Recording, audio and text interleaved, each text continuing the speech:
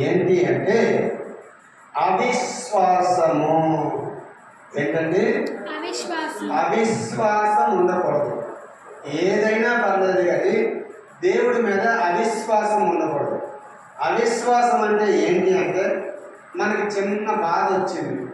ఆ బాధ వచ్చినప్పుడు ఇది తగ్గుతుందో తగ్గదో, నా దేవుడు తగ్గిస్తాడో తగ్గించడో, నా దేవుడు ముడతాడో ముట్టడో అని అవిశ్వాసం మనలో ఉండకూడదు. యేసయ్యా నీకు తప్ప నాకు ఎవరున్నారు యేసయ్యా అని దావీదు ప్రార్థన. సింహాల బోనులో ఎవరు చేశారు ప్రార్థన?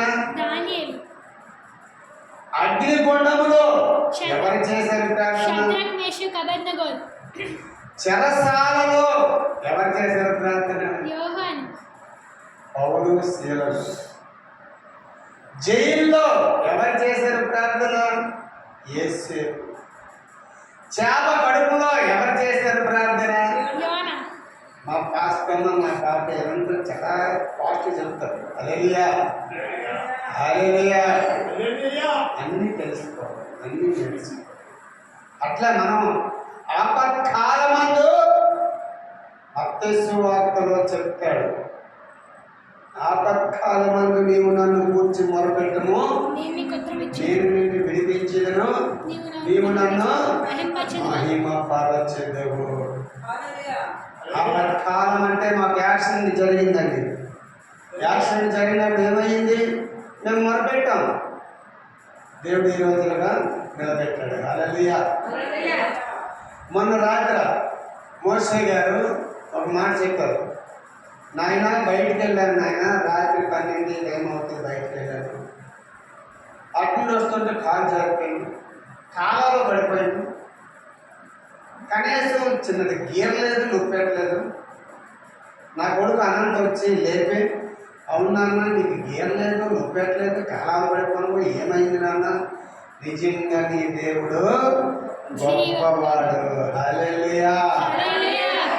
షద్రక్ మేషక్ అబేద్నెగోలు అగ్నిగుండంలో ఉన్న అవిశ్వాసంతో లేరు.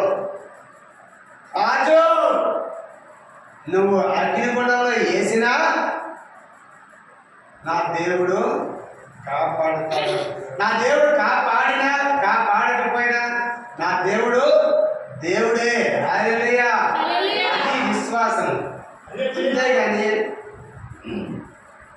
అవిశ్వాసంతో మనం ఎప్పుడు కూడా నిరాశపడకూడదు.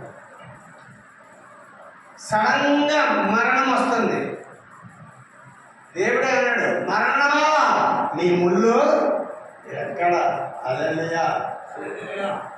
మరణ భయాన్ని, మృత్యు భయాన్ని, చావు భయాన్ని తప్పించే దేవుడిని మన దేవుడు. అవునా కాదా? యాయి కుమార్తెను బతికించలేదా? నాయను విధవరాల కుమార్తెను బతికించలేదా? వాళ్ళు చనిపోయినా లేదా? చనిపోయిన నాయను విధవరాల కుమార్తెను బతికించలేదా? చనిపోయిన నాయను విధవరాల కుమారుని బతికించలేదా? చనిపోయిన లాజరు 4 రోజులు సమాధించి లేపలేదా? హిజ్కియా ప్రార్థన చేస్తే 15 సంవత్సరాలు ఆయుష్ ఇవ్వలేదా? హల్లెలూయా హల్లెలూయా. మన దేవుడికి అసాధ్యమైనది ఏది లేదండి, సమస్తము సాధ్యమే. హల్లెలూయా హల్లెలూయా. 8వ అధ్యాయం మత్తయి సువార్త. త్వరగా చేద్దాం, త్వరగా చెప్పుకుందాం. హల్లెలూయా. మత్తయి సువార్త 8వ అధ్యాయం 6వ వచనం చూసుకున్నట్టు 26వ వచనం చూసుకున్నట్లయితే 8వ అధ్యాయము 26. అందుకు ఆయన, అల్ప విశ్వాసులారా ఎందుకు భయపడుచున్నారు?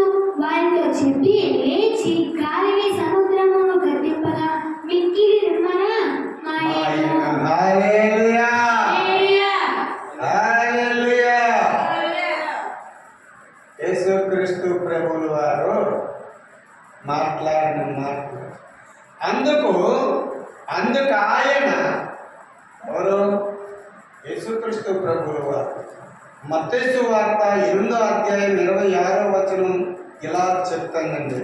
అందుకు ఆయన అల్ప విశ్వాసులారా ఎందుకు భయపడుతున్నారని వారితో చెప్పి లేచి గాలిని సముద్రాన్ని గద్దెంపగా మిక్కిలి నిమ్మలమాయెను. హల్లెలూయా. యేసుక్రీస్తు ప్రభువులు వారు గలీల తీరానికి దోణిలో వెళ్తున్నారు. దేనిలో వెళ్తున్నారు? దోణిలో వెళ్తున్నారు. హల్లెలూయా. సముద్రం మీద దోణిలో వెళ్తున్నారు. వెళ్తున్నప్పుడు 12 మంది శిష్యులు కూడా దోణిలో ఉన్నారు. ఉన్నారా లేదా? ఉన్నారు. ఈ 12 మంది శిష్యులు మాట్లాడుకుంటున్నారు. ఎవరికి వాళ్ళు మాట్లాడుకుంటున్నారు. ఈ లోపల ఏం జరిగిందంటే యేసుక్రీస్తు ప్రభువుల వారు చిన్న కునికి వేశారు దోణిలో. హల్లెలూయా. ఏమైందండి? చిన్న కునికి వేశారు. కునికి వేసేసరికి ఈలోపు సాతాను గాడు గాలి ఆ సముద్రం మధ్యలో దోణి వెళ్తుంటే గాలి, ధూళి, దుమ్ము, అసలు ఆ గాలి ఎలా వస్తుందంటే సుడిగాలి వచ్చేస్తుంది. వారి మీదకి అల్లంత దూరం నుంచి సుడిగాలి వచ్చేస్తుంది. సముద్రం కెరటాలు పుట్టేస్తుంది. ఆ సుడిగాలి వచ్చి సముద్రం కెరటాలు కొట్టిందంటే దోణిలో ఉన్న వాళ్ళందరూ ఏమవుతారు? సముద్రంలో పడిపోతారు. ఈత వచ్చిన వాళ్ళు సముద్రంలో ఎంతగాని ఈత కొడతారు, ఎంతగాని ఈత కొడతారు. అంత ఈత కొట్టగలరు. ఒక గంట, ఒక 2 గంటలు పట్టగలరు. కానీ 24 గంటలు ఈత కొట్టడం అంటే ఎవరైనా పట్టగలరు? హల్లెలూయా. చూశారు. అమ్మో ఈ గాలి వస్తుంది, ఈ పెను తుఫాను వస్తుంది, సముద్రం అలలు పైకి లెగిస్తాయి అని భయపడిపోయి మేమందరము భయపడతాము, మేమందరము బాధపడతాము, మేమందరం ఇబ్బంది పడతాము,